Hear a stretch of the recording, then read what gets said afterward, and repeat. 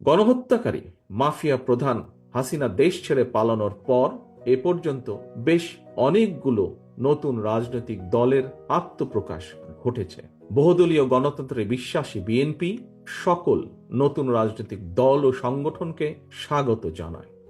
তবে নির্বাচনের মাধ্যমে গ্রহণ কিংবা বর্জনের চূড়ান্ত সিদ্ধান্ত জানাবে জনগণ। সুতরাং প্রতিটি দলের অংশগ্রহণ একটি অবাধ ও সুষ্ঠু নির্বাচন, জাতীয় নির্বাচন অনুষ্ঠানের লক্ষ্যে সবার আগে নির্বাচন কমিশনকে প্রস্তুত রাখতে হবে। দেশে একটি অবাধ এবং সুষ্ঠু নির্বাচন অনুষ্ঠানের জন্য নিরপেক্ষতাই হচ্ছে অন্তর্বর্তীকালীন সরকারের সবচেয়ে বড় পুঁজি। কিন্তু সরকারের নিরপেক্ষতা নিয়ে ইতিমধ্যেই জনমনে সন্দেহ, সংশয় সৃষ্টি হয়েছে। নিজেদের নিরপেক্ষতা বজায় রাখতে আমি বাংলাদেশ জাতীয়তাবাদী দলের পক্ষ থেকে অন্তর্বর্তীকালীন সরকারের প্রতি আরো সতর্কতা অবলম্বনের আহ্বান জানাই।